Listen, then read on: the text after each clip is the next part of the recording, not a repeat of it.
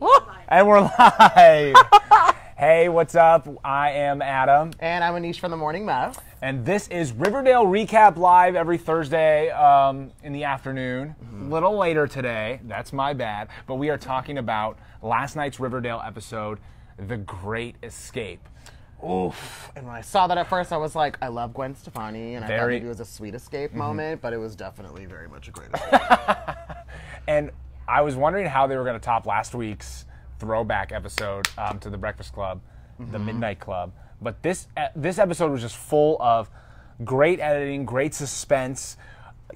One of the first times where I don't think I would have really could have seen what was coming. No. But it kept me on the edge of my seat. It's a little cliche, but I was so locked into the screen. Oh my God. I wasn't even breathing. There were times when I wasn't breathing.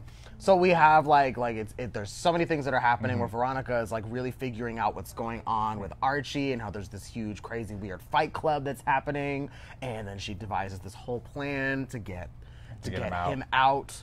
Meanwhile, we have Jughead, who is fully invested with some of the serpents. So into serpents, and he's the game master. He's playing Griffins and Gargoyles, and their tension is also rising because they want to, as we saw in the Midnight Club, everybody eventually wants to take the game to the next level, which basically means outside of the board, acting out scenarios in real life. Which I'm still confused about, but the big thing is that Jughead really feels like he's kind of like tweaking.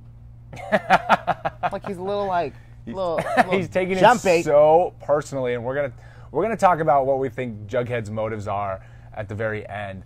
But wow, what an episode! Yeah. And the quest for Griffins and Gargoyles and the escape were hand in hand. I loved how that all came together, and we're literally going back and forth between Jughead talking about the story that he wrote. Right? He wrote out this specific quest. Yeah. And he's telling the story to all of the other people that are playing, the serpents that are playing, whereas we have this whole Operation Save Archie that's happening on the flip side, and it's coinciding perfectly with the way that Jughead's telling the story. So Archie is the Red Paladin. Red Paladin.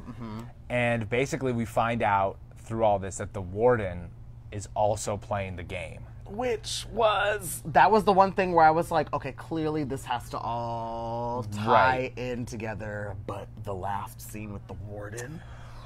Ooh, man.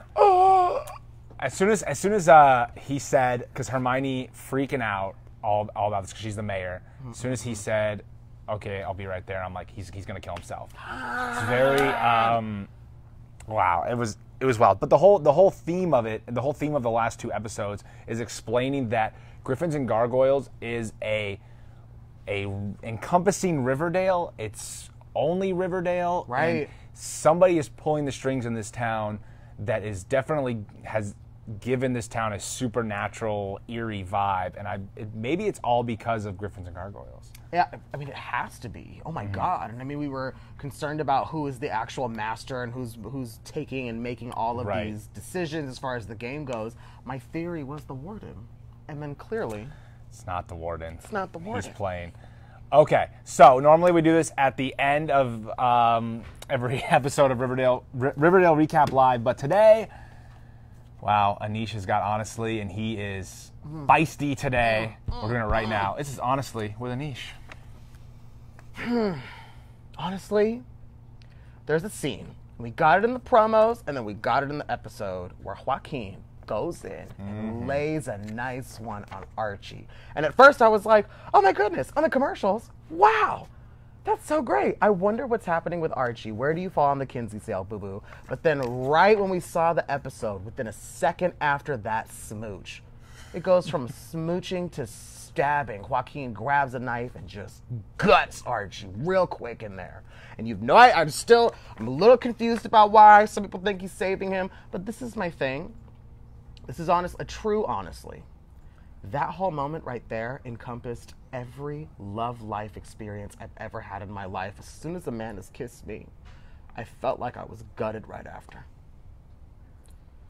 And I just want to say to Joaquin, I appreciate you for giving that moment to all of us gay boys out there who are so lost and just looking for love. But you didn't have to do that when I wasn't expecting it, and I want to say that to all of my exes too. Honestly, Joaquin. Honestly. Very heartfelt, emotional, honestly, today. Cuts to the core. Yeah. All right. Just like to the core. All right. Bring it in. Rebound. Because the last thing I want to talk about is Jughead. At the end, we thought Jughead was... We lost him. We thought we lost him. Maybe we have lost him. But at the end of the episode, he finds the Gargoyle King in the forest and bows to him. He gives him a little bow. So our question is, do you think Jughead has totally gone off the rails? His mental state is just destroyed, or is he playing the game knowing that that's the only way to get to the Gargoyle King with a bigger plan? Right. So these last 2 episodes, until like the very end of this past episode, has felt like Jughead's losing it. Like I said, he's like kind of tweaking, a little tick. But the very end of that, and even the explanation that he gave during the episode where he was like, this is only Riverdale. It seems like this is like all about the city, and there's so much more to this actual game. The map is of the city. I don't think he's losing it. I think he's giving into it as being a detective, much like Detective Pikachu in the upcoming movie.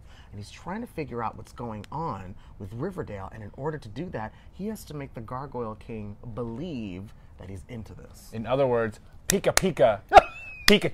Yes. Okay, I think he's gone. I think he is going to get sucked in, and he's gonna lose it. And I don't think they'll kill off his character. I think they can come close. But what I love about it right now is you don't know who's about to die. You think they could possibly kill off Jughead? Well, they're gonna have to kill off a kid. They're killing off a high schooler. What? That's what I think. You really think? But we just lost the warden. And that's Riverdale. But we really just lost the warden. How do we? Wow. We'll talk about that more next week. He's Aneesh from The Morning Mess, 1015. I'm Adam Waltz. I don't want to say Bye, bye. Jughead. No!